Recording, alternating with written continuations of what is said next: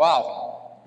Well, Howard, thanks so much for letting us come and talk to AMCOM. And sir, thanks for the introduction.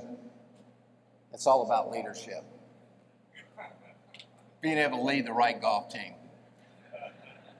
I'll tell you that it was amazing to hear the Honorable Baird talk this morning about 93,000 soldiers on the Joint Staff, OSD, et cetera, and I've got 6 colonels. And that's it. And so I know HRC's out there in the audience, so I'd like to talk to you after this. But today I'm just going to talk to you real quick about take you around the world, what AMCOM's doing today, and then the future, where we see we're going. So before I do that, I'd just like to, we got a new video, and I'd like to run it past you, see what you think.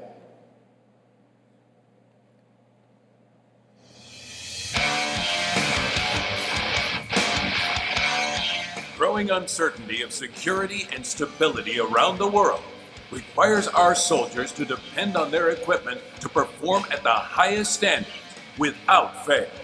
The U.S. Army Aviation and Missile Command, AMCOM, is a vital part of Army Materiel Command's strategic support to our soldiers. While they may not realize it, our soldiers are relying on AMCOM to be ready at a moment's notice. We were in the fight within days, and we spent days, day after day in the fight, and we lost many aircraft. It was at that moment and that time where I truly understood the power of AMCOM and what AMCOM brought to the fight. AMCOM's mission is to ensure aviation and missile systems are ready to go. It's a complex worldwide mission that's focused on enabling sustainable readiness at the point of need. This support comes through a variety of different efforts. And I reached out to AMCOM and I went direct to the CG and I said, hey sir, I'm gonna bind here. And at a moment's notice, he took a team out of Fort Bragg, sent them down here, and basically exported a reset capability right here at Hunter Army Airfield. AMCOM is on the ground with units around the world.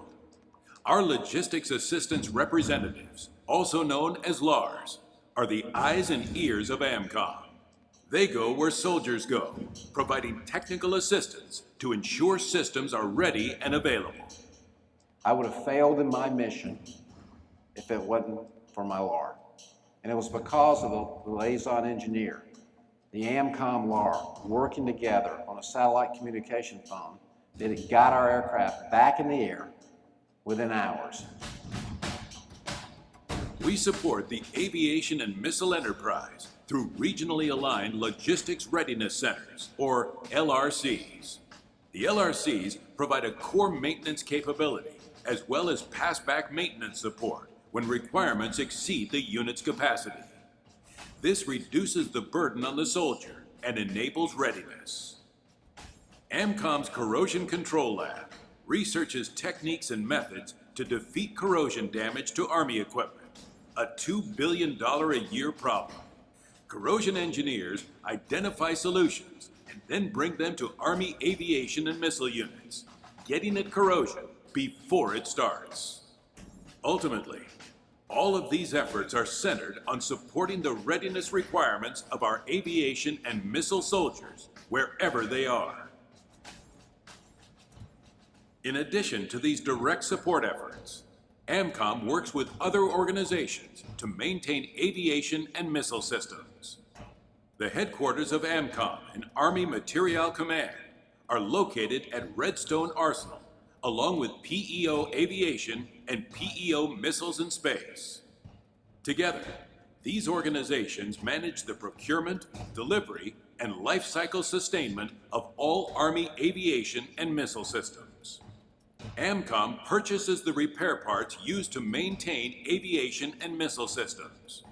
We intensively manage our supplier network, the distribution system, and forward stockpiles to ensure our soldiers get the parts they need when they need them. So at that point, AMCOM immediately started to resource the wings and tanks piece for us. And I'm not kidding you, I think it was probably a week, 10 days. We had our first set ready to go for our HH-60s, our medevac that were going into theater. Attacking cost and the maintenance burden on our soldiers is a constant part of our business. AMCOM actively pursues cost-wise readiness initiatives, such as regionalizing aviation and missile maintenance facilities, implementing and institutionalizing an expeditionary force, enabling capabilities and leveraging technical, engineering, logistics, supply, and services partnerships. Maintaining and sustaining sophisticated systems requires precise calibration. The U.S. Army Test, Measurement, and Diagnostic Equipment Activity, USADA, performed the test, measurement, and diagnostic equipment, TMDE, calibration and repair for not just aviation and missile systems, but for all Army systems, other DoD elements, and other customers around the world. They are out there, the dedicated civilians who every day strive for excellence to make sure that the tools that we use are in calibration. It's a combination of a group of professionals that keep the aircraft in the air every single day. For those times when aviation and missile systems require major maintenance, such as overhaul, we have two depots. Letterkenny Army Depot in Pennsylvania supports missile systems, while Corpus Christi in Texas supports aviation. Depots do major repair, modifications, and recapitalization of Army equipment. The United States provides security assistance to friendly and allied nations. Over 60% of Army security assistance sales are aviation and missile systems. The sales are managed and executed by a dedicated AMCOM workforce. AMCOM also manages the supply and maintenance support at Army aviation and missile training installations.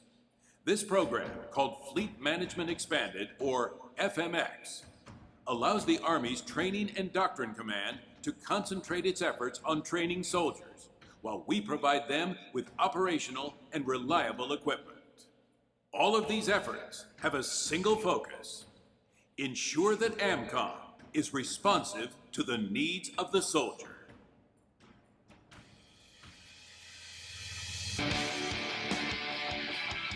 AMCOM remains engaged with and responsive to our combatant commanders.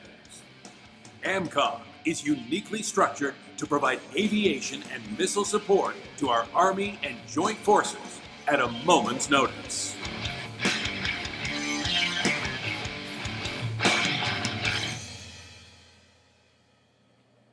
Okay, well, I think that that video accurately, in about 7 minutes, describes an organization of 17,000 Department of the Army civilians, contractors, and soldiers. And I will tell you that I'm truly humbled to be the commanding general of this organization. Next slide. And with any presentation, you've got to talk about the mission. And for the next 10 or 15 minutes, I just want to educate you a little deeper on AMCOM and what we're doing today and where we're going to the future. But I will tell you, if you watch the video, our essential task is to enable your readiness. You've got to turn the wrenches, but we've got to provide you with the expertise, the parts that you need, the calibrated equipment to make that happen. And the key theme in that video was about being responsive. We've got to be responsive to your needs. We can no longer wait and sit by our telephone for you to call. We've got to be calling you when you have a problem. And that is the key word within our mission statement. A lot of people have talked to you today about money and budget. And I will tell you, in a declining budget, we can optimize to support any unit's needs out there. And we've got as many dials that we can turn to do that. And just to give you an example of the organization that I command, a few months ago, optimizing and being responsive to a unit's needs is the 101st got the mission to go to Africa. And I was sitting in the meeting when Gary Valesky, who was my battle buddy, DCGM, and I was the S, And the chief walked up to him and said, hey, I know you're planning to go to Afghanistan, but we're changing your mission. You're going to Africa. And he immediately turned to me and said, I'm going to need aviation. And so the group of professionals from our organization embedded in their planning. 1AD Cab, as many of you knew, a battalion task force went to Africa to support the 101st Airborne Division.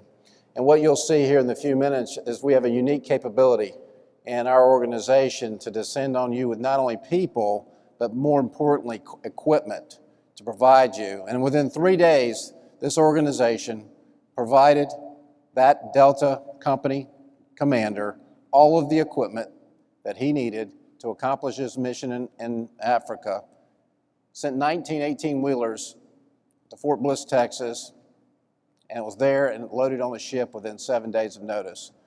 And that's being responsive to your needs, and that's what our mission's all about. Our vision, we're a values-based organization, and I will tell you it's about the people. When I say people, yes, it's about soldiers, but we can't do our mission without contractors.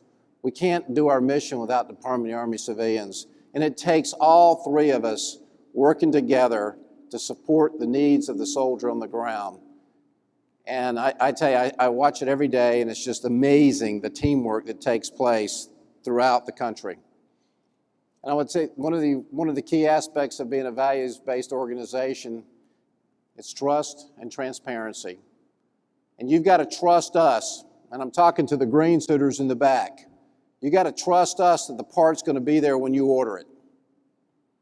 And you don't need to stick it away on a shelf and hide it somewhere like I used to do as a brigade and battalion commander. Okay? But I've got to be transparent to you of what we can do and what we cannot do. And so it's all about communicating, working together as a team to make the mission happen, and that's what we're all about. Next slide. When you look at the vision of AMCOM, you know the chief came out and TRADOC came out with their operating concept. AMC came out with their vision for 2025. And when I sat in my office call with General Vai, he says, you need to think about, with the changing environment, what's AMCOM going to look like in 2025?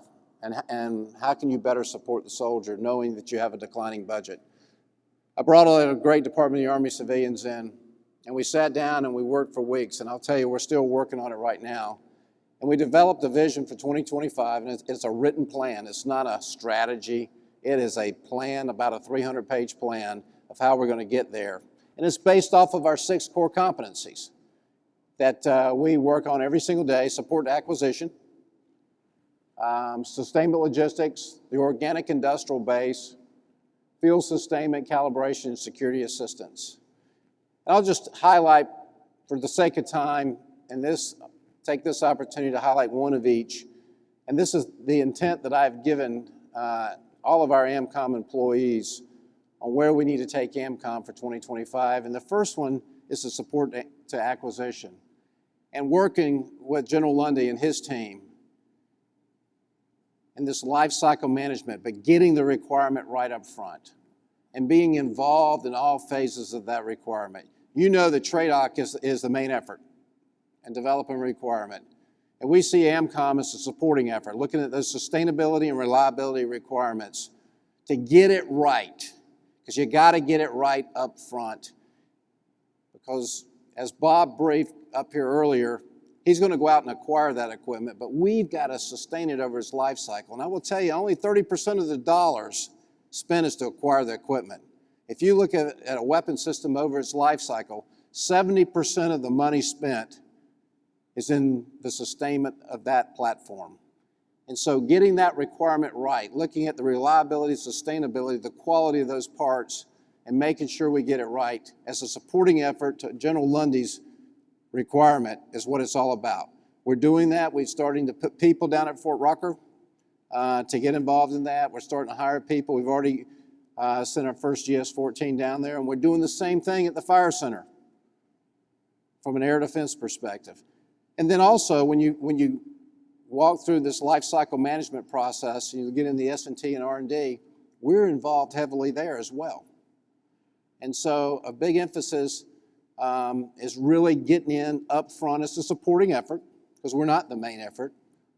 We don't become the main effort till that piece of equipment is fielded, and then it's handed over to us, the main effort and supporting effort. So that's one of our key initiatives, and I think if we do that, we get involved early, we involved during the entire life cycle, it'll save money, it'll produce a better piece of equipment for the soldiers and reduce the warfighter burden on these green suiters sitting out here today.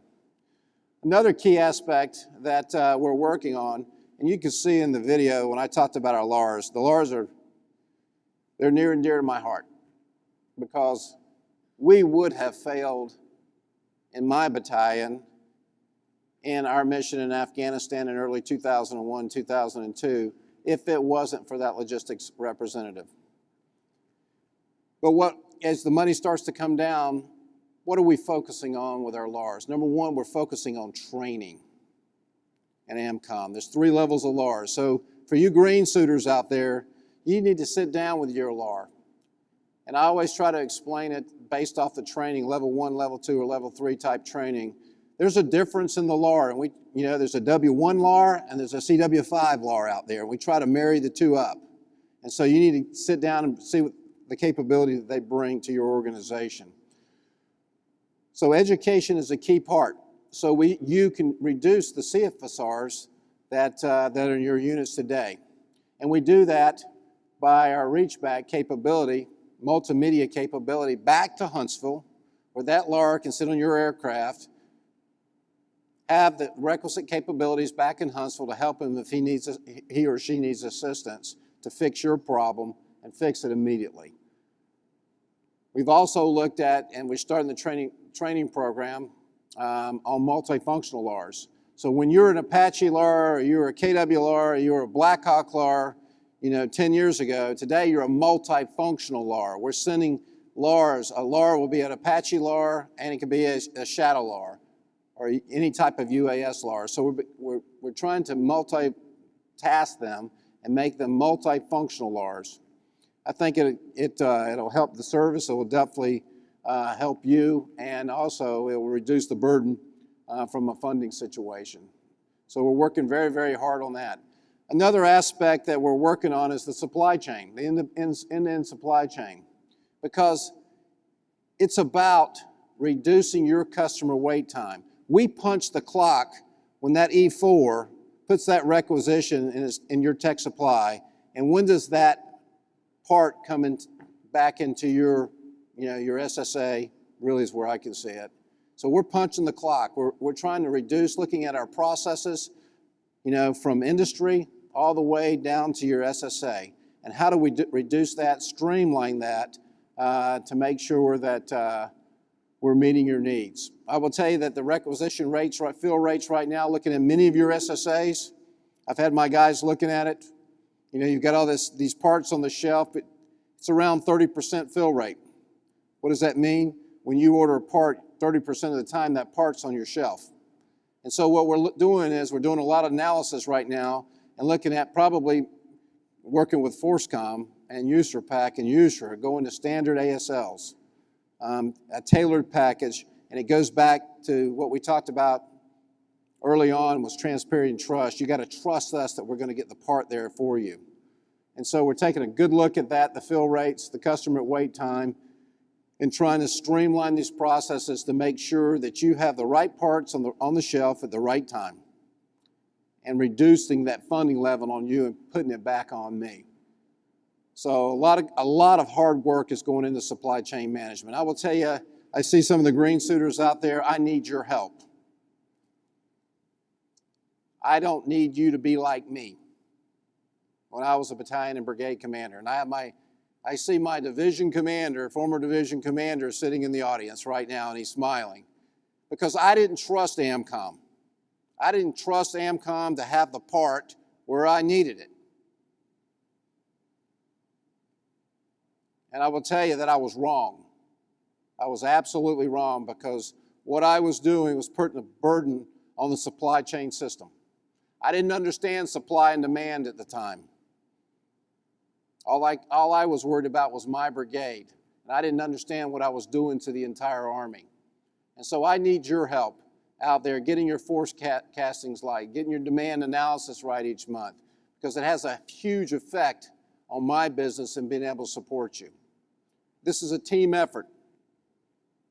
You at the tactical level, me at the operational and strategic level, dealing with industry, dealing with the COCOMs, as well as your divisions. Another interesting aspect from the organic industrial base that we're working on is public-private partnerships. When you look at the budget today, it is going down. You've heard everybody say the budget's going down. Well, you look at, I got the CCAD commander out here today. So if you have any issues with any recap aircraft, you can address it toward Garner. But what we've got to do is we've got to come up with our own initiatives. We've got a workforce at CCAD of about 5,000 people. We've got a workforce down at Letterkenny of about 3,000 people. Because that workload is going down, you just can't go out and fire Department of the Army civilians. You've got to go out and do things smarter, and you've got to go out, and it's a business. And so what we're doing is looking to industry. At industry, I need your help. I want to partner with you in the depot. We have some phenomenal artisans down there. I think we've got some pretty good rates that we could support you. We're doing a lot of good work in the missile community with subbing out to major OEMs. So I want to kind of bring that capability into the aviation depot as well. And as right now, CCAD is going through our, we're the test for our new LMP logistics maintenance program and shop floor analysis, so that'll help us streamline our processes. So there's a lot of good things going on. You heard Bob Marion talk about in the depots that for the first time, CCAD is going to be a manufacturer to the Victor model Blackhawk. That's a tall order for us, because now we're becoming an OEM. And so we're going through some analysis right now, a lot of planning to make sure we get it right in the depot, because there's a lot of people looking at us to see if we're going to fail. And I can tell you we're not going to fail, because we've got some great Department of the Army civilians who have been doing this for about 30 or 40 years. And I will tell you as well, we got to be expeditionary. If you look at the Army operating concept, it's about it being an expeditionary Army. We're doing a lot of initiatives, working with Fort Rucker right now on ASB modularity. Look at taking your wings and tanks from you, reset them on our dime, put them in storage, so if you need it. We have AVIM and AVUM company sets of equipment that we're bringing in reset just in case you need it to go to some austere location, just like 1AD Cab had to do about 6 months ago. So there's a lot of initiatives going on, working with the PM, the PEO, Fort Rucker, all of us together as one team to better support you. And lastly, one area that you always think about when you think about AMCOM, Aviation Missile Command, one key aspect of our organization is TMDE.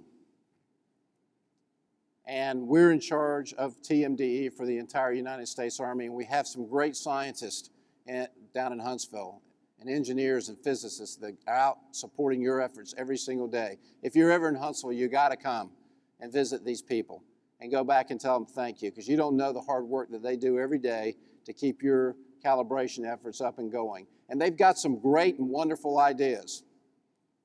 We're establishing right now a deployable calibration lab. So if Gary Valesky has to deploy his division again to some austere location, you have to have calibrated equipment. We're going to have a deployable calibrated lab. And you can see also what they're working towards, just kind of blew me away the other day when I got a briefing on it, was the remote calibration capabilities, where we can remotely calibrate your tools and equipment from Huntsville. So there's a lot of great efforts going on, and a lot of smart people out there trying to help you and make your job a lot easier and save you money. And then lastly, a large business within AMCOM that I had no clue of was FMS.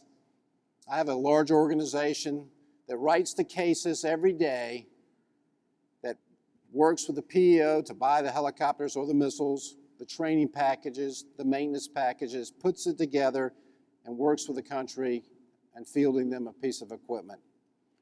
60% of the FMS sales by the United States Army this past year was aviation and missile. $14 billion. And I will tell you, it's just as much this year. that team is keeping extremely busy. We're working with our coalition partners every day, providing them the same capability that we get. And I will tell you that we're also working with them now on how they utilize our depot for repair and return, our RASM sites, our oversight of their contractors. So there's a lot of great things going on. But the bottom line behind this entire vision, it's all about the people. General King talked about it this morning. He talked about leadership. It's about talent management. It's about putting the right people in the right job. It's kind of how I won the golf tournament this weekend.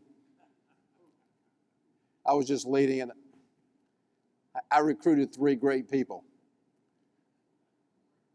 But yeah, they were. And so it's all about the people. Next slide. What I want to do, this is really the last slide before coming off. I just want to take you around the world real quick on what we're doing. Okay, and we'll start in the CENTCOM area of operation. You know, in Afghanistan, that the FML for the CAB, the 82nd CAB, is over in Afghanistan right now, being replaced by the 101st CAB. That FML has come down. In a brigade of 2,700 soldiers, the FML is about 600 to 700 soldiers.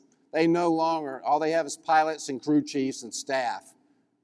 AMCOM is responsible for their scheduled, unscheduled maintenance, running their SSA, running their FARPs, and every day I am actively involved in getting the updates of what's going on in theater. First time in history that this organization has been solely responsible. So when General Campbell has a problem with aviation maintenance, he picks up the phone, he calls me. And I would tell you that the team is doing a great job overseeing that maintenance. You can see in Iraq, we're in Kuwait, we're in Iraq, we're in the Sinai, providing oversight of the maintenance. Africa, we just got back from Africa with our LARs and our teams and our equipment supporting the 1AD CAB. We're over in PACOM and we're focusing a lot on corrosion prevention. Today, there's over $1 billion in aviation and missile parts that are corroded sitting in your SSAs. We've got a team of experts that are coming out, deploying to your locations, looking at your parts, more importantly, training you on how to prevent corrosion and providing materials to you to get your parts back into shape. When you look around in NorthCOM or in Europe, 12th CAB rotation, we have the rotation going on. 3rd ID CAP is just deployed to Aviation Battalion Task Force. One thing that's not is the 12th CAB starts to stand down, that ASB is going away, that Aviation Support Battalion. AMCOM not only has the reset sites there in Germany, but now we're picking up the mission for the Aviation Support Battalion. So we got a lot on the plate, not only doing maintenance in Afghanistan, Iraq, Kuwait, now we're helping Vinny and his team over in Europe. And then finally, up in the NorthCOM and NorthCOM area, supporting FORCECOM, I will tell you every day we have 5 areas that we support you in the cabs. We do your reset, we do your passback maintenance, and we do your phases for you. And so that keeps our organization very, very busy. And for many of you, you know that reset's coming down. We're starting to plan for that. And the most important thing is to make sure that we provide you a quality product on time. And I told them, don't worry about cost. It's about quality, and it's about schedule. And so I think they're doing a great job of that. But most importantly, the one thing that I am really focused on as the commander of AMCOM is education. Every single month, having meetings with the National Guard, Aviation Brigade commanders, state aviation officers, the active duty Aviation Brigade commanders, the Air Defense Brigade commanders all over the world. It's about communicating and us staying in touch and understanding your needs. That's huge for me, and that has been my focus since I've been here, because we have to be responsive to your needs. We're starting up a DCGS, just so for you brigade commanders out there, so you know it. I've been preaching to you for the last 6 months on aviation maintenance, and what I figured now is I need to start teaching your bosses about aviation maintenance. So every month from now, we're having an OPD with all the DCGSs in the divisions. They've all signed up to it, of what's going on from an aviation and missile perspective, and more importantly, how can we help you? And that's what it's all about. The chiefs put a lot of emphasis on the CTC rotations. We've now positioned our LARs out of the CTCs. But more importantly, what we've done is we've positioned an ASL out of the CTC. When I was a brigade commander having to go, or a battalion commander having to go to JRTC or NTC, I had to call back to Fort Campbell to get my parts. Friday, Saturday, get the parts Federal Expressed out over the weekend. Today, we've put that in place for you. I ask you to use it. If we don't have it right, let me know. If we need more parts, the right parts out there. It's been out there for 3 or 4 rotations, so we're getting better and better. We're doing a lot of work with General Lundy on ARI. We have the supporting effort on that, sustainment effort on that. We've got about a large group downstairs locked up in a basement working with General Lundy's guys every day looking at the sustainment aspects of ARI. And they're getting after it as one team, one team approach to that. Safety, messaging, something that I want to talk to you, especially to the green suiters out there. I did not know this at the time, but every Friday afternoon when I received a safety of flight and my aircraft were grounded, I always wondered where it came from. And now I know. It comes from AMCOM. The AMCOM commander signs it. I will tell you a couple of things. Number one, I'll never sign a safety of flight on a Friday afternoon. I give you my word. Number two, that I will coordinate with your units before issuing any type of AMAM or ASAM, working with your BAMOs to make sure you've got the parts on hand when that letter is released, or any issues that you may have. We'll listen to you and work with the PMs as well as AMCOM to get you the right support. And then lastly, I'd just like to say in closing, next slide, that it is truly an honor to be the AMCOM commander. I asked for this job. I am humbled in this job, and it's all about you. That is our sole focus in life. Working as a team together with our soldiers, our Department of the Army civilians, and our contractors, because it takes the 3 of us to support you, and that's our mission. And I work with these partners every single day to make your life a little bit easier. I just want to say in closing, thank you for what you do for our nation. Thank you for the support. And if you have any issues or questions or concerns in your organizations, feel free to call me or call any of my people in AMCOM, because it's all about being responsive to your needs, because we enable your readiness. If there are not any questions, I guess I'm the last one. Thank you.